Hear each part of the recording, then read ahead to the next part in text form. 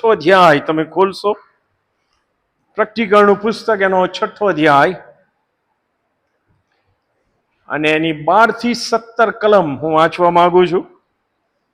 પ્રકટીકરણનું પુસ્તક 6ઠ્ઠો અધ્યાય 12 થી 17 કલમ. જો આપણું કોઈ બાઇબલ ખોલ્યું હોય તો આપણે ઊભા થઈએ, આપણા બાઇબલ ઊંચા કરીએ અને આપણો કરાર ગંભીરતાથી તાજો કરતા બોલીએ, બોલ યહોવા, કેમ કે તારો સેવક સાંભળવાના માટે અને પાળવાના માટે તૈયાર છે. આમેન. પ્રકટીકરણ 6:12મી કલમથી. અને જ્યારે હલવાને 6ઠ્ઠી મુદ્રા તોડી ત્યારે મેં જોયું તો મોટો ધરતીકંપ થયો અને સૂર્ય વાળના કામડા જેવો કાળો થઈ ગયો અને આખો ચંદ્ર લોહી જેવો થઈ ગયો. અને જેમ ભારે પવનથી અંજીરી હાલી ઉઠે છે અને તેના કાચા ફળ તૂટી પડે છે, તેમ આકાશમાંના તારાઓ પૃથ્વી પર પડ્યા. વળી આકાશ વાળી લીધેલા ઓળિયાની જેમ જતું રહ્યું અને દરેક પહાડ તથા બેટને પોતપોતાને ઠેકાણેથી ખસેડવામાં આવ્યા. અને જગતના રાજાઓ, મોટા માણસો, સેનાપતિઓ, શ્રીમંતો, પરાક્રમીઓ તથા દરેક દાસ તથા સ્વતંત્ર એ તમામ ગુફાઓમાં તથા પાળોમાં ખડકને ઓથે સંતાઈ ગયા. અને તેઓ પાળોને તથા ખડકોને કહે છે, અમારા પર પડો અને રાજ્યાસન પર બેઠેલાની નજર આગળથી તથા હલવાનના કોપથી અમને સંતાડો, કેમ કે તેઓના કોપનો મોટો દિવસ આવ્યો છે અને કોનાથી ઊભું રહેવાય. આ વચનો સમજવાના માટે પ્રભુ એની કૃપા આપણને આપે. આપણે બોલીએ આમેન અને બેસીએ. આમેન. બેસો. Thank you. જો પ્રકટીકરણની બેઝિક બાબતો તમારે યાદ રાખવી છે તો તમારે પહેલા અધ્યાયથી અમુક બાબતો તમારે યાદ રાખવી પડશે. અને હું માનું છું કે એટલીસ્ટ 10 મિનિટ રોજ કાઢીને તમારે એ તમારા દિમાગમાં વાંચ્યા વગર દોહરાવાની. ઓકે? તો તમને પ્રકટીકરણ સહેલું લાગશે અને તમે બીજાને પણ સમજાવી શકશો. આખા પ્રકટીકરણનો જે સારાંશ છે એ પહેલા અધ્યાયની 19મી કલમમાં આપણને વાંચવા મળે છે. પ્રકટીકરણ પહેલો અધ્યાય એની 17 થી 19 કલમમાં આ પ્રમાણે લખ્યું છે. યોહાન કહે છે કે જ્યારે મેં તેમને કે ઉત્થાન પામેલા ખ્રિસ્તના દર્શન કર્યા ત્યારે મરેલા જેવો થઈને હું તેમના ચરણ આગળ પડી ગયો. પછી તેમણે પોતાનો જમણો હાથ મારા પર મૂકીને કહ્યું, ગભરાઈશ નહીં, પ્રથમ તથા છેલ્લો હું છું અને હું જીવંત છું. હું મૃત્યુ પણ પામ્યો હતો અને જુઓ સદાકાળ જીવતો છું અને મરણ તથા હડેસની ચાવીઓ મારી પાસે છે. અને પછી 19મી કલમમાં લખે છે કે તે જે જોયું છે અને જે છે અને હવે પછી જે થશે તે સર્વલખ. સો તમે સમજો કે આ પ્રકટીકરણમાં યોહાને પાત્મસ બેટ ઉપર જે જોયું એ લખ્યું છે. યસ ઓર નો? અને પહેલા અધ્યાયમાં એણે ઉત્થાન પામેલા ખ્રિસ્તના એવા પાવરફુલ દર્શન કર્યા કે એણે પૃથ્વી ઉપરના 3.5 વર્ષ સાથે ઈસુ ખ્રિસ્તના સંબંધમાં એણે જે જોયા હતા એના કરતા બહુ પાવરફુલ હતા ઈસુ ખ્રિસ્ત. અને તેથી અધમુઆ થઈને ઈસુના ચરણોમાં પડે છે અને ઈસુ ખ્રિસ્ત એને હિંમત આપે છે. યસ ઓર નો? અને પછી કહે છે કે તું લખ. પહેલું તે જે જોયું એ લખ. અને પહેલા અધ્યાયમાં એ ઉત્થાન પામેલા ખ્રિસ્તના જે દર્શન થયા એને મુખ્ય રીતે આ યોહાન લખે છે. આ તમારે યાદ રાખવું પડશે અને વાંચતા રહેજો રોજ. ત્યાર પછી કહે છે કે જે છે અત્યારે જે છે બેઝિકલી એ વખતની જે ખ્રિસ્તી મંડળીઓ હતી એ મંડળીઓને ધ્યાનમાં રાખીને એ મંડળીઓની જે પરિસ્થિતિ હતી એ મંડળીઓમાં જે કંઈ સારી બાબતો હતી એની પ્રશંસા કરે છે. એટલું જ નહીં, એ મંડળીઓમાં ઈશ્વરને ન ગમતી બાબતો જે હતી એને ઉઘાડી પાડે છે અને એ લોકોને પ્રોત્સાહન આપે છે કે તમે પાછા ફરો, પસ્તાવો કરો અને આશીર્વાદિત થાવ. જો પસ્તાવો નહીં કરો તો ઈશ્વરનો કોપ. અને બીજો અને ત્રીજો અધ્યાય એ મંડળીઓની જે પરિસ્થિતિ હતી એ 7 મંડળીઓને જાણે કે તમામ મંડળીઓના પ્રતિનિધિ તરીકે ત્યાં લખવામાં આવ્યું છે અને એનો ઉલ્લેખ છે. સો પહેલો અધ્યાય, બીજો અને ત્રીજો અધ્યાય, યસ નો. ચોથા અધ્યાયથી છેલ્લા અધ્યાય સુધી આપણે એમ કહી શકીએ કે જે ટૂંકમાં 19મી કલમમાં પહેલા અધ્યાયની આ ઈસુ ખ્રિસ્તે યોહાનને કહ્યું કે હવે પછી જે થનાર છે એ તું લખ.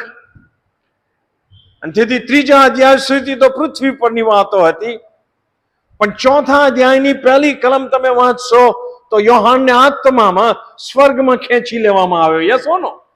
અને મોટા ભાગના સ્કોલરો એવું માને છે કે એ મંડળીનું સ્વર્ગારોહણ જાણે કે દર્શાવે છે, કારણ કે ચોથા અધ્યાય પછી 22મા અધ્યાય સુધી મંડળીનો ખાલી એક જ વખત ઉલ્લેખ છે, અધરવાઇઝ કોઈ ઉલ્લેખ નથી.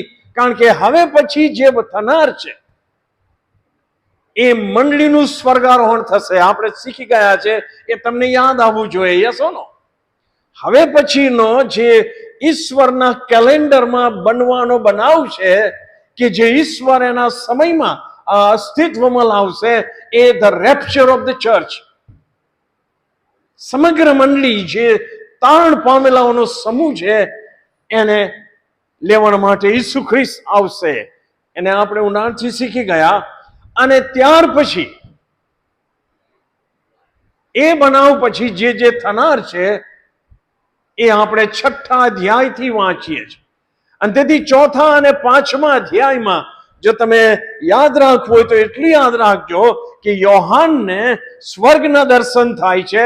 રાજ્યાસન ઉપર સર્વશક્તિમાન ઈશ્વર પિતા બિરાજમાન છે અને જે 4 પ્રાણીઓ છે, દેવદૂતો છે ને બીજા અનેક દૂતો અને 24 વડીલો ને વગેરે વગેરે, એ લોકો આ ઈશ્વરનું ભજન કરે છે. Yes no. ઈશ્વરની આરાધના કરે છે. ચોથો અધ્યાય આખી એ બાબત છે. તમે 5મા અધ્યાયમાં આવશો તો યોહાનને દર્શનમાં રાજ્યાસન ઉપર બેઠેલા ઈશ્વર પિતાના જમણા હાથમાં બંને બાજુ લખાયેલું ઓળિયું જોવા મળે છે. Yes no. આ તમારે યાદ રાખવું પડશે કે જે ઓળિયું 7 મુદ્રાથી સીલ કરેલું હતું અને એને તોડવાના માટે આકાશમાં, પૃથ્વી ઉપર કે પૃથ્વીની તળે કોઈ યોગ્યતા ધરાવતું નહોતું. અને યોહાન નિરાશ થઈ જાય છે, પણ પછી એને કહેવામાં આવે છે કે ઓકે, દેવનું હલવાન, ધ લેમ્બ ઓફ ગોડ, દાઉદનું થડ, યહૂદાના કુળનો સિંહ આપણે શીખ્યા. એ જે ઈશ્વરને આધીન થયા મરણ પામતા સુધી અને એમને જે સ્થાન અને માન અને અધિકાર અને પાવર આપવામાં આવ્યો, ઈશ્વર પિતાને જમણે હાથે બિરાજમાન છે, એ ઓળિયું લેવાને યોગ્ય છે, સક્ષમ છે. અને એ જ્યારે ઓળિયું લે છે આ 5મા અધ્યાયમાં, ત્યારે ઈશ્વર પિતાની સાથે આ દેવના હલવાનની પણ આરાધના સ્વર્ગમાં થાય છે. કારણ કે ઈસુ ખ્રિસ્ત છે, બીજું કોઈ નહીં, ઈશ્વર પુત્ર કે જે coequal with God and coexistent with God ઈશ્વર છે. Yes no. અને તેથી આ દર્શન થાય છે અને સ્વર્ગીય દર્શન. અને પછી આપણે 6થા અધ્યાયમાં આવ્યા અને ત્યાં આગળ આપણે જે શીખ્યા કે એ દેવનું હલવાન એ ઓળિયું લઈને એની એક એક મુદ્રા તોડે છે. અને આપણે એ પણ શીખેલા, યાદ રાખજો, કે હવે પછી જે થનાર છે, યસ નો. હવે પછી જે થયું એ મંડળી સ્વર્ગમાં જતી રહી છે, પણ ત્યાર પછી જે થનાર છે એ લખવામાં આવ્યું છે. અને એમાં શરૂઆતમાં 4 મુદ્રા તોડી 4 ઘોડા બહાર આવ્યા અને એની સાથે સંકળાયેલા જે બનાવો છે. અને યાદ રાખો, બેઝિકલી આ ઈશ્વરના કોપને રેડી દેવામાં આવ્યો છે, એની બેઝિકલી શરૂઆત થઈ ચૂકી છે. હા કે ના? અને એ આપણે અહીંયા શીખ્યા. સફેદ ઘોડો એન્ટી ક્રાઇસ્ટ, ફોલ્સ ક્રાઇસ્ટ, અને લાલ ઘોડો, કાળો ઘોડો, ફિક્કો ઘોડો, ટૂંકમાં એક પછી એક જેને કાલામિટીઝ કહેવાય, આફતો કહેવાય, એ કુદરતી હોય કે માણસોથી સર્જાયેલી હોય કે અર્થવ્યવસ્થા હોય, વોટએવર, એની શરૂઆત થઈ જશે. ચોથી મુદ્રામાં તો કે છે કે ફિક્કો ઘોડો જેના પર જે સવાર હતો એનું નામ શું છે? મરણ. અને એ જે મરકીઓ લાવશે, મરણ આવશે, પૃથ્વી ઉપરની વસ્તીનો ચોથો ભાગ, 1/4 of the population of the world. અને વલાઓ શક્ય છે. ખાલી આ કોવિડ આવ્યું એમાં જ તમે જોજો, કદાચ મેં તો કર્યું નથી પણ ગૂગલ પર, કે કેટલા જણ મરી ગયા. તમને આંકડો મળશે, કદાચ સાચો ના પણ હોય પણ મળશે. ભયંકર પરિસ્થિતિ સર્જાવાની છે. અને જ્યારે આપણે શીખ્યા કે જ્યારે પાંચમી મુદ્રા તોડી ત્યારે જે સંતો પૃથ્વી ઉપર હશે એ સમયે પણ મંડળી જતી રહી હશે, પણ સુવાર્તા તો પ્રગટ થશે જ, અને લોકો તાણ પામશે અને શહીદ પણ થશે. બાઇબલ કહે છે. અને શહીદોના આત્મા એ જુએ છે, અને શહીદોના આત્મા એમ કહે છે કે અમારા ખૂનનો બદલો ઈશ્વર તમે ક્યારે લેશો? યસ ઓર નો? અને જે સ્કોલરો કહે છે બેઝિકલી કે ઈશ્વરે જે કોપ રેડી દે છે એમના સમયમાં, એ જે ધ જજમેન્ટ ઓફ ગોડ, એ આ શહીદોના આત્માનો જવાબ છે કે છે. અને એ સગળું થશે. પણ ફરીથી કહું, ઈશ્વરના સમયમાં અને ઈશ્વરના વિચારો પ્રમાણે અને ઈશ્વરની યોજના પ્રમાણે, યસ ઓર નો? હું સમજાવું છું એ પ્રમાણે ના પણ થાય.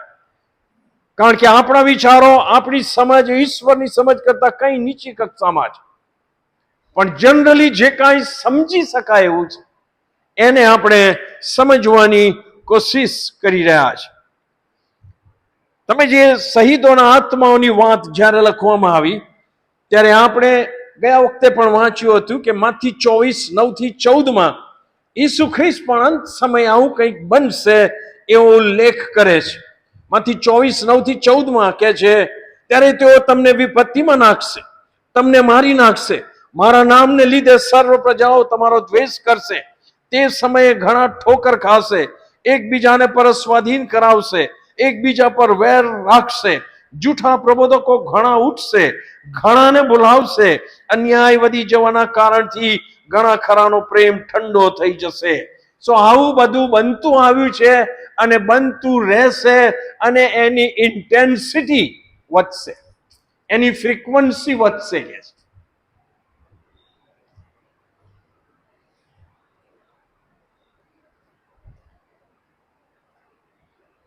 અને જે આપણે વાંચ્યું મેં હમણાં જ માંથી, એ જાણે કે મંડળી સતાવણીનો સામનો કરશે. એટલું જ નહીં, પણ મંડળીમાં પણ ઘણા ખોટા પ્રબોધકો ઊભા થશે, ઘણાનો પ્રેમ ઠંડો થઈ જશે, વિશ્વાસ ચાલ્યો જશે, એકબીજાને પરસ્વાધીન કરશે, એકબીજા પર વેર રાખશે. અત્યારે આ અનુભવીએ છે ને મંડળીઓમાં. અરે હા તો કહો, એ આપણી હોશિયારીના લીધે નહીં, પણ ઈશ્વરે કહ્યું છે કે આવું થશે. સો બી કેરફુલ, તમે એનો ભોગ ના બનો. સંત પાઉલ પણ આ જ વાત લખે છે કે છેલ્લા સમયમાં શું થશે. તમે વાંચો બીજો તિમોથી 3 અધ્યાય અને એની 1-5 કલમ. બીજો તિમોથી 3 અધ્યાય 1-5 કલમ. સમજાય એવું જ છે.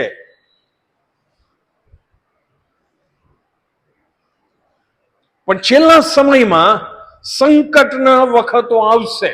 છેલ્લા સમયમાં, અંત સમયમાં, અંત નહીં આવે, આવું થશે. એ વાત ધ્યાનમાં રાખ, તિમોથીને કહે છે. કેમ કે માણસો સ્વાર્થી, અંગ્રેજીમાં કહે છે લવર્સ ઓફ ધેમસેલ્વ્સ, અને જે આજે સેલ્ફીમાં દેખાય છે, સેલ્ફી પ્રચલિત છે ને. What is selfie? I love my self. માણસો સ્વાર્થી, દ્રવ્ય લોભી, આપોળાઈ કરનારા, ગર્વિષ્ઠ, નિંદક, માત પિતાનું સન્માન નહીં રાખનારા, કૃતજ્ઞ એટલે કે અનુપકારી, અધર્મી, પ્રેમ રહિત, ક્રૂર, દોષ મૂકનાર, સંયમ ન રાખનાર, નિર્દય, શુભ દ્વેષી, વિશ્વાસઘાતી, ઉદ્ધત, મદાંધ, ઈશ્વર પર નહીં પણ વિલાસ પર પ્રેમ રાખનારા, ભક્તિ ભાવનું દોડ દેખાડીને ઈશ્વરનું જે સામર્થ્ય છે એનો સ્વીકાર નહીં કરનારા થશે. અને સંત પાઉલ કે છે છેલ્લા સમયમાં આ બધી બાબતો ઇવન મંડળીઓમાં પણ હશે, પણ આવા માણસોથી તું દૂર રહે કે છે. અને તેથી વાળો જે કઈ શીખીએ છે એ આપણને પ્રેક્ટિકલ શિખામણ પણ આપી જાય છે. ત્યાર પછી આપણે 6થા અધ્યાયની 12 થી 14 કલમ જો વાંચીએ, અને જે મેં આપ લોકોની આગળ વાંચી, 6ઠ્ઠી મુદ્રા તોડવાની વાત ત્યાં લખી છે. જ્યારે તેણે એટલે કે હલવાને 6ઠ્ઠી મુદ્રા તોડી ત્યારે મેં જોયું તો મોટો ધરતીકંપ થયો. હવે આ ગ્લોબલ અર્થક્વેકની વાત છે સાહેબ. કોઈ સ્પેસિફિક સમજો કે ભુજમાં થયો અને અમદાવાદમાં એની અસર થઈ, એવું નહીં. આનું એપિસેન્ટર પૃથ્વીના પેટાળમાં કંઈક હશે કે જેની અસર આખા ગ્લોબ ઉપર થશે, પૃથ્વીના ગોળા ઉપર થશે કે છે. મોટો ધરતીકંપ કે છે ને. અને ધરતીકંપ થાય તો શું થાય છે આપણે જાણીએ છીએ. મોટા મોટા મકાનો ધરાશાયી થઈ જાય છે, રાઈટ? અને ધૂળની ડમરીઓ ઉડે છે. ઘણા કહે છે કે આખું વાતાવરણ એટલું બધું પોલ્યુટેડ થઈ જશે કે સૂર્ય વાણના કામડા જેવો કાળો થઈ ગયો, સૂર્યનો પ્રકાશ પણ ઢંકાઈ જશે, સમથિંગ લાઈક ધેટ. આખો ચંદ્ર લોહી જેવો કાળો થઈ જશે. હમણાં સોશિયલ મીડિયા ઉપર રેડ મૂનની બહુ વાતો આવી, right? Don't believe all those things. એ ઈશ્વરના સમયમાં થશે, અને થશે એ પહેલા તો મંડળી ઉચકાઈ ગઈ હશે. અને જેમ ભારે પવનથી અંજીરી હાલી ઉઠે છે અને તેના કાચા ફળ તૂટી પડે છે, તેમ આકાશમાંના તારાઓ પૃથ્વી પર પડ્યા. અને આકાશ વાળી લીધેલા ઓળિયાની જેમ જતું રહ્યું, અને દરેક પહાડ તથા બેટને પોતપોતાને ઠેકાણેથી ખસેડવામાં આવ્યા. ટૂંકમાં જે નેચર છે, જે કુદરત છે, જે અત્યારે વ્યવસ્થિત ઈશ્વરના નિયમ પ્રમાણે ચાલી રહી છે, યસ ઓર નો? સૂર્યોદય, મધ્યાહન સૂર્ય, સૂર્યાસ્ત, ચંદ્ર વગેરે વગેરે જે ઋતુઓ વગેરે એ ડિસ્ટર્બ થશે કે છે બહુ મોટા પ્રમાણમાં. અને આપણે એ તરફ વધી રહ્યા છે, હા કે ના? એને ગ્લોબલ વોર્મિંગ કહેવામાં આવે છે, વોટ એવર. પણ આ history is heading towards the last time, end time, એમ આપણે સમજવાની જરૂર છે. બાઇબલમાં જે લખ્યું છે એના આધારે તમે જો આ પ્રભુના દિવસની ચેતવણી યોએલ પ્રબોધકે પણ આપી છે. 1-2 કલમ વાંચ્યું યોએલનું પુસ્તક, એનો 2જો અધ્યાય 10મી કલમ અને 31મી કલમમાં આ પ્રમાણે લખવામાં આવ્યું છે. તેઓની આગળ ધરતી કાંપે છે, આકાશો થથરે છે, સૂર્ય તથા ચંદ્ર અંધરાય છે, અને તારાઓ ઝાંખા થઈ જાય છે. 31મી કલમ યોએલ 2. યહોવાનો મોટો તથા ભયંકર દિવસ આવે તે પહેલા સૂર્ય અંધકારરૂપ તથા ચંદ્ર લોહીરૂપ થઈ જશે. આખું વાતાવરણ ખરાબ થઈ જશે. અમે જ્યારે સેમિનરીમાં હતા, યવતમાલ યુનિયન બિબ્લિકલ સ્ટડી સેમિનરીમાં 1977 થી 1980 સુધી, મને યાદ નથી, પણ બીજા વર્ષે આખો સૂર્યનું એને શું કહેવાય, આખો ઢંકાઈ ગયેલો સૂર્યગ્રહણ, યસ. અને પહેલેથી વૈજ્ઞાનિકોએ જાહેર કર્યું કે આ સમયથી આ સમય સુધી સૂર્ય આખો ઢંકાઈ જશે. અને બપોરના કેટલા વાગેલા સાહેબ? અને ધીમે ધીમે એ સૂર્ય ઢંકાતો ગયો અને સાંજ પડી હોય એવો માહોલ. હું અમારા મેરિટ ક્વાર્ટર્સની બહાર ઊભો હતો અને પક્ષીઓ મેં જોયા કે જ્યારે સાંજ પડે ત્યારે પક્ષીઓ પોતાના ઘર તરફ જાય ને એ રીતે ઝુંડે ઝુંડ એમને એમ કે સાંજ પડી ગઈ અને જતા હતા. યસ. અને જ્યારે સૂર્યગ્રહણ પૂરું થયું ફરી પાછો સૂર્ય પ્રગટ્યો અને પક્ષીઓના દિમાગમાં શું અસર થઈ છે હું જાણતો નથી. પણ આવી જે કુદરતી બાબતો છે એ બનવાની છે અને એ વાસ્તવિકતા છે એ બાઇબલમાં લખવામાં આવ્યું છે. તમે જો માથી 24 અને 7 પણ ઈસુ ખ્રિસ્તે લખ્યું છે કે સ્થળે સ્થળે ધરતીકંપ થશે પણ અંત સમયે તો એક જ એટલો મોટો ધરતીકંપ થવાનો છે.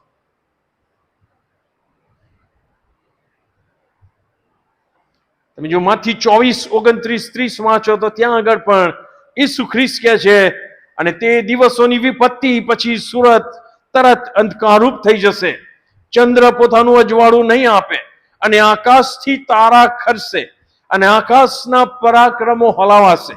ત્યારે માણસના દીકરાની નિશાની આકાશમાં દેખાશે અને ત્યારે પૃથ્વી પરના સર્વ કુળો શોક કરશે અને માણસના દીકરાને પરાક્રમ તથા મોટા મહિમા સહિત તેઓ આકાશના મેઘ પર આવતો જોશે. ઓલા સમજ પડે કે ના પડે ડોન્ટ વરી, પણ આવું કંઈક થશે, થવાનું છે પૃથ્વી ઉપર અને પૃથ્વી એ દિશામાં આગળ વધી રહી છે. માર્ક પણ એ જ બાબતો લખે છે. પ્રભુ ઈસુ ખ્રિસ્તના મોંથી એણે સાંભળેલી માર્ક 13:24-27 પણ તે દિવસોમાં એ વિપત્તિ પછી સૂર્ય અંધકારરૂપ થઈ જશે, ચંદ્ર પોતાનું અજવાળું નહીં આપે, આકાશના તારાઓ ખરવા લાગશે અને આકાશમાંના પરાક્રમો હલાવાશે. ત્યારે તેઓ માણસના દીકરાને બહુ પરાક્રમ તથા મહિમા સહિત વાદળામાં આવતા જોશે અને ત્યારે તે પોતાના દૂતોને મોકલીને પૃથ્વીના છેડાથી આકાશના છેડા સુધી ચારે દિશાથી પોતાના પસંદ કરેલાઓને એકત્ર કરશે. ઈસુ ખ્રિસ્તનું જે પુનરાગમન, the very second coming of Jesus Christ, કે જ્યારે તેઓ પૃથ્વી ઉપર પગ મૂકશે એ પહેલા આ બધું બનશે એમ એ કહેવા માંગે છે. લુક 21 અને 25-28 પણ આ જ વાત લખવામાં આવી છે. તમે જો આ કેટલી અગત્યની બાબતો ઈસુ ખ્રિસ્તે કહી હશે કે સ્વાર્થિકોએ ભૂલી ગયા નથી. એ માથ્યુ હોય, માર્ક હોય, લુક હોય, એમણે એમની જ રીતે આત્માની પ્રેરણામાં એ લખ્યું છે. લુક 21:25-28 સૂરજ તથા ચંદ્ર તથા તારાઓમાં ચિહ્ન થશે, પૃથ્વી ઉપર પ્રજાઓ સમુદ્ર તથા મોજાઓની ગર્જનાથી ત્રાસ પામીને ગભરાશે. આપણે તો સુનામી ના અનુભવમાંથી પસાર થયા છે. એટલીસ્ટ આપણે એના વિડીયોઝ જોયા છે. યસ નો ભયંકરતા. તો એનાથી પણ આ ભયંકર બાબતો ગ્લોબલ લેવલે આવશે. પૃથ્વી ઉપર જે આવી પડવાનું છે તેની બીકથી તથા તેની શક્યતાથી માણસો નિર્ગત થશે. કેમ કે આકાશમાંના પરાક્રમો હાલી ઉઠશે ત્યારે તેઓ માણસના દીકરાને પરાક્રમ સહિત તથા મહિમા સહિત વાદળામાં આવતા જોશે. પણ આવા તો થવા લાગે ત્યારે તમે નજર ઉઠાવીને તમારા માથા ઊંચા કરો, કેમ કે તમારો ઉદ્ધાર પાસે આવ્યો છે એમ સમજવું. હવે કેટલાક અવલોકનો તરફ હું આપ લોકોનું ધ્યાન દોરું કે આ બધી બાબતો સુવાર્તાઓમાં લખી છે, ઈસુ ખ્રિસ્તે કહેલી લખી છે, પ્રબોધકોએ જે ભવિષ્યવાણી કરી છે. મેં તો કેટલીક સેમ્પલ કલમો તમને બતાવી. પણ ઈસુ ખ્રિસ્તે એક બહુ માર્મિક વાત કીધી. માથી 24:6-8 તમે વાંચો તો એમાં એ મળે છે. ઈસુ ખ્રિસ્ત કહે છે પણ જોજો, ગભરાતા ના, કેમ કે એ બધું થવાની અગત્ય છે પણ તેટલેથી અંત નહીં આવે. Yes no? એ અંતની શરૂઆત હશે. અને આ જે દુઃખો એને એ પ્રસૂતાની વેદના સાથે સરખાવે છે. All these are the beginning of birth pains કે છે. મેં ગઈ વખતે સમજાવવાની કોશિશ કરી, હું ફરી કહું કે જે ક્ષણે સ્ત્રી ગર્ભ ધારણ કરે છે ત્યારથી જ તકલીફો શરૂ થાય છે. યસો નો થાય છે. અને જેમ જેમ પ્રસૂતિનો સમય પાસે આવે છે એમ એમ એ તકલીફો જાણે વધતી હોય એવી લાગે છે. Yes or no? So it is a process. અને જ્યારે છેલ્લું પેન ઉપડે ત્યારે એની ઇન્ટેન્સિટી વધે છે. આપણે માણસોએ તો અનુભવી નથી, એ કેવળ બહેનો જ કહી શકે. અને એ ઇન્ટેન્સિટી, એ દુઃખ, એ પ્રસૂતાની પીડા વધતી જાય છે જ્યાં સુધી બાળક ના જન્મે ત્યાં સુધી. Yes or no? So basically 6થા અધ્યાયથી જે શરૂ થાય છે એ પ્રસૂતાની વેદના જાણે કે શરૂ થાય છે. અને બહુ થોડા વર્ષોમાં આપણે શીખીશું, પ્રભુની ઈચ્છા હશે તો.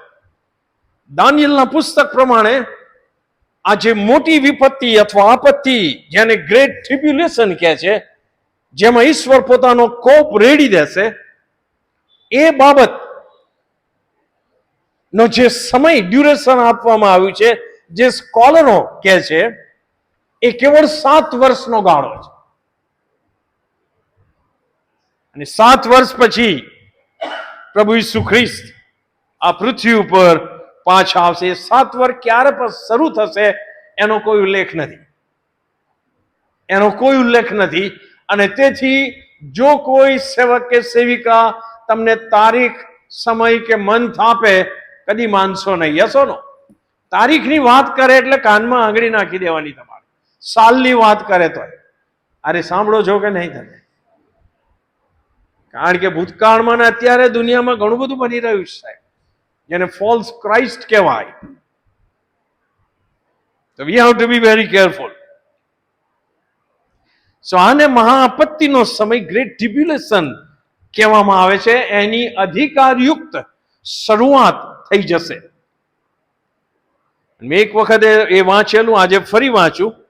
દાનિયેલ 12 અને 1 લખવામાં આવ્યું છે, ઈસુ ખ્રિસ્તના લગભગ 605 વર્ષ પહેલા દાનિયેલે બાબેલમાં આ ભવિષ્ય કથન લખેલું. તે સમયે મહાન સરદાર મિખાએલ જે તારા લોકના પક્ષમાં ઉભો રહે છે તે ખડો થશે, અને એવા સંકટનો સમય આવશે કે પહેલવેલી પ્રજા ઉત્પન્ન થઈ ત્યારથી એ સમય સુધીમાં એવો કદી આવ્યો નહોતો. એ સમયે તારા લોકમાંના જેઓના નામ પુસ્તકમાં નોંધાયેલા માલુમ પડશે તે દરેકનો બચાવ થશે, એવું દાનિયેલે લખ્યું છે. ઈસુ ખ્રિસ્તના લગભગ 600 વર્ષ પહેલા. યસ ઓર નો? પુસ્તકની વાત કરી છે. બાઇબલમાં જીવનના પુસ્તકની વાત કરવામાં આવી છે. એ જ અનુસંધાનમાં માંથી 24 અને 21 ઈસુ ખ્રિસ્ત પણ આ સત્ય પ્રગટ કરે છે. કેમ કે તે સમયે એવી મોટી વિપત્તિ આવી પડશે કે તેના જેવી જગતના આરંભથી તે હમણાં સુધી થઈ નથી અને કદી પણ થશે નહીં.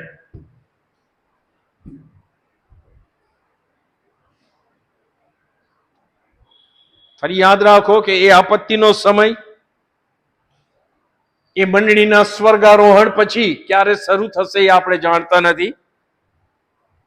પણ એ આપત્તિનો સમય ઈસુ ખ્રિસ્તનું જે પુનરાગમન થશે, રાજાઓના રાજા અને પ્રભુઓના પ્રભુ તરીકે પ્રકટીકરણ 19 અધ્યાય 11મી કલમથી આગળ એ વર્ણન આપ્યું છે.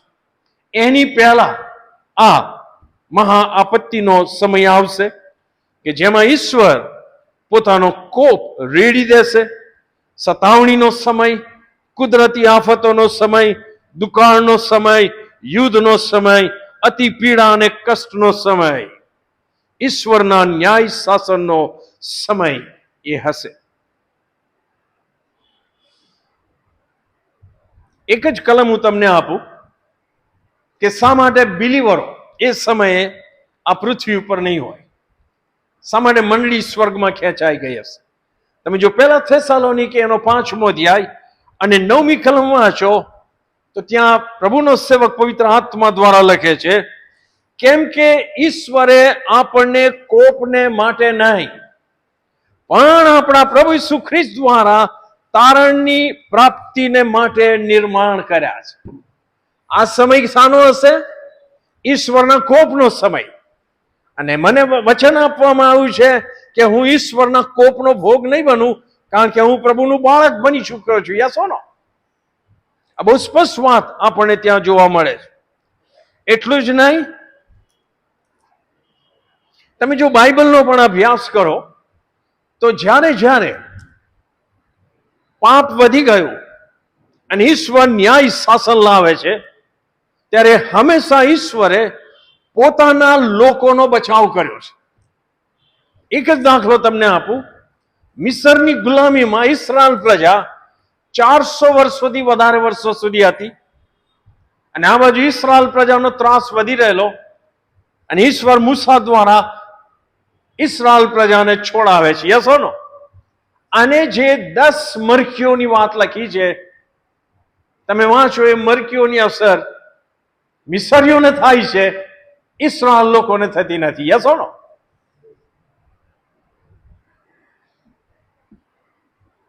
ફારૂન રાજાનો પ્રથમ જનિત મરણ પામ્યો, પણ હિબ્રુઓના ગરીબમાં ગરીબ કુટુંબમાં પણ મરણ પ્રવેશ કર્યું નહીં. એ રક્તના લીધે બીજો પાછો મોટો વિષય છે. પણ ઈશ્વર ટૂંકમાં પોતાના લોકોને બચાવે છે. અને તેથી વાલાઓ, આપણે ઈશ્વર ના બનીને જીવવાનું છે. યસ ઓર નો?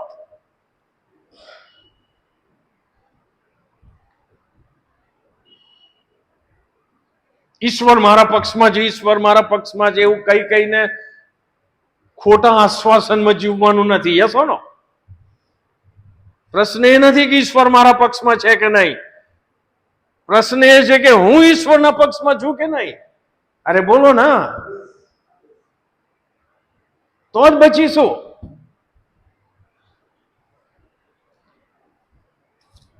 તમે જો 40 વર્ષ અરણ્યમાં ભટક્યા, ત્યારે જે વિશ્વાસુ ઇસ્રાયેલીઓ હતા એ બચે છે, અને વિશ્વાસુઓ નહોતા એમના ઉપર જજમેન્ટ આવે છે. Yes or no? સો મંડળીઓમાં આવું થવાનું છે. અને હું માનું છું, પિત્તર કહે છે, the judgment of God begins from the house of God. ઈશ્વરનું ન્યાય શાસન ઈશ્વરના ઘરમાંથી શરૂ થશે.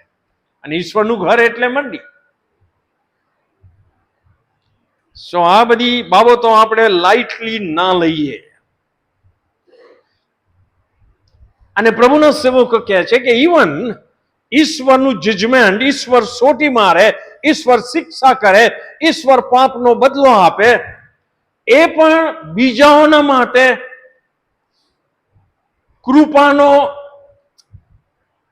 કૃપાનો વિષય બનવો જોઈએ.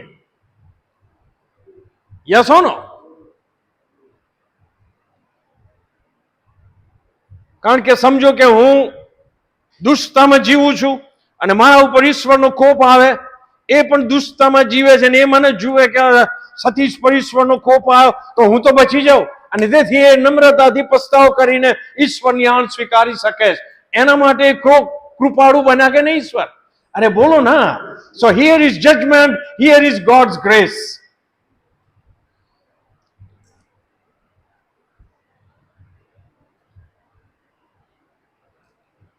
અને તેથી પ્રકટીકરણ 6 અને 15 અને 17 હું વાંચીને પછી બંધ કરીશ, કે જ્યારે ઈશ્વરનું ન્યાય શાસન, ઈશ્વરનો કોપ અને ઉથલ પાથલ બધું થશે, ત્યારે જગતના રાજાઓ, મોટા માણસો, સેનાપતિઓ, શ્રીમંતો, પરાક્રમીઓ, દરેક ગુલામ તથા સ્વતંત્ર, એ તમામ ગુફાઓમાં તથા પહાડોના ખડકોને ઓથે સંતાઈ ગયા, અને તેઓ પહાડોને તથા ખડકોને કહે છે, અમારા પર પડો, અને રાજ્યસન પર બેઠેલાની નજર આગળથી તથા હલવાનના કોપથી અમને સંતાડો, કેમ કે તેઓના કોપનો મોટો દિવસ આવ્યો છે, અને કોનાથી ઊભું રહેવાય? એમને ખબર છે કે ઈશ્વર કોપાયમાન થયા છે,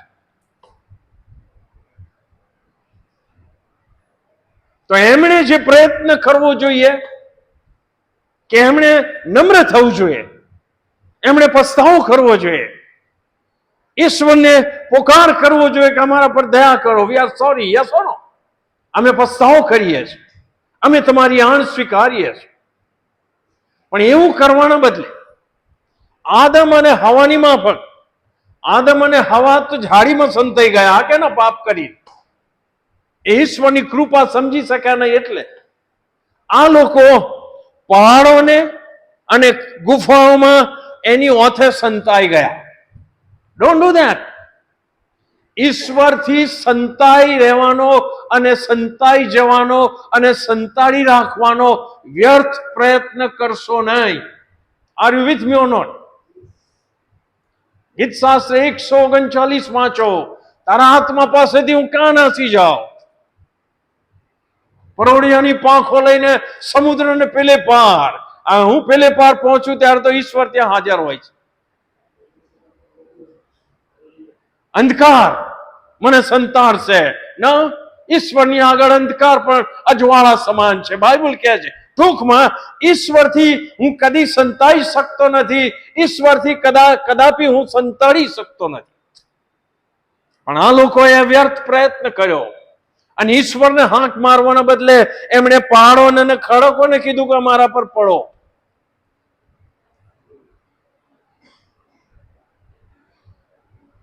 અને એમને ખબર છે કે રાજ્યાસન પર બેઠેલાની નજર આગળથી, હલવાનના કોપથી અમને સંતાળો. અરે ભાઈ જાઓ, એ ઈશ્વર દયાળુ છે, કૃપાળુ છે, એ માફ કરનાર ઈશ્વર છે. યસ ઓર નો?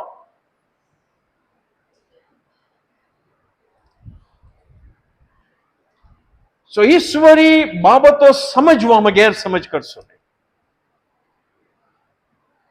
ઈશ્વર ખાઈ નાખનાર અગ્નિ પણ છે. યસ. અને નમ્ર હૃદય વાળાની સાથે પણ ઈશ્વર રહે છે. બાઇબલ કહે છે, હું ને જ્યારે આ પ્રકટીકરણનું પુસ્તક આપણે આનો અભ્યાસ કરીએ છીએ ત્યારે યાદ રાખીએ આપણે. પછી આપણે જોઈશું કે 7મી મુદ્રા પણ એ 7મા અધ્યાયમાં નથી. 7મા અધ્યાયમાં કંઈક બીજી બાબતો લખી છે, પણ 8મા અધ્યાયમાં 7મી મુદ્રા તોડવામાં આવે છે. પ્રભુની ઈચ્છા હશે તો આવતા બુધવારે આપણે એના સંબંધી જોવાની કોશિશ કરીશું. પ્રાર્થના કરશો પ્રભુ એની કૃપા આપે કે હું સમજી શકું ને સમજાય એ રીતે તમને સમજાવી શકું. આપણી સંગતમાં અમારી ટીમના મનુભાઈના પત્ની ઉષાબેન આવ્યા છે કેનેડા. કેટલા 6 મહિના રહ્યા? ઓકે, એમનો આપણે આવકાર કરીએ છીએ, એમની હાજરીની નોંધ લઈએ છીએ. અને પોલીસ ઇન્સ્પેક્ટર છે કમોન બેન્જામિન, એને એમના મિસિસ, હું નામ ભૂલી ગયો તમારું, પણ એ લોકો પણ આ સંગતમાં આવ્યા છે. એમનો પણ હું આવકાર કરું છું. એ લોકો રેગ્યુલર સોમવારની સંગતમાં આવતા હતા. હવે જોબના કારણે, પ્રમોશનના કારણે એ નથી આવી શકતા, પણ તમે આજે આવ્યા છો, સો થેન્ક યુ. અને પ્રભુ આશીર્વાદિત કરે એમની દીકરી મહિમા અને દીકરો Cecil. Yes, well, God bless you. પહેલી જ વાર કોઈ આવ્યું હોય આ સંગતમાં? છે કોઈ? First time? ઓકે, પ્રાર્થના કરીએ. ધન્યવાદ પ્રભુ, જે કાંઈ શીખ્યા એ અમે યાદ રાખીએ, અને વિશેષ કરીને પ્રકટીકરણના એક અધ્યાયમાં જે બાબતો છે એને પ્રભુ અમે યાદ રાખીએ, એને સમજીને યાદ રાખીએ, એ માટે કે પુસ્તક અમને આશીર્વાદ આપી જાય માટે અમે તમારી કૃપા માંગીએ છીએ. અત્યારે ઉપસ્થિત એક ભજનીકોને, એમના કુટુંબો સહિત, બાળકો સહિત તમારો આશીર્વાદ આપો પ્રભુ. એમની જરૂરિયાતો પ્રભુ ઈસુ ખ્રિસ્તમાં પૂરી પાડો. એમની નાની મોટી જવાબદારીઓ અદા કરવાની કૃપા આપો. અમે તમારા હાથમાં સોંપાઈએ છીએ. ફરીથી મળીએ ત્યાં સુધી ત્યાર પછી પણ તમારી કૃપામાં અમને ટકાવી રાખો. અમારી પ્રાર્થના ઈસુ નાઝારીના નામમાં સાંભળો અને માન્ય કરો. આમેન. આમેન. બે વખત જોશથી હાલેલુયા બોલીએ અને પ્રભુને માન આપીએ. આપણે ready? Hallelujah! Hallelujah! Good night and God be with you all. Praise Jesus.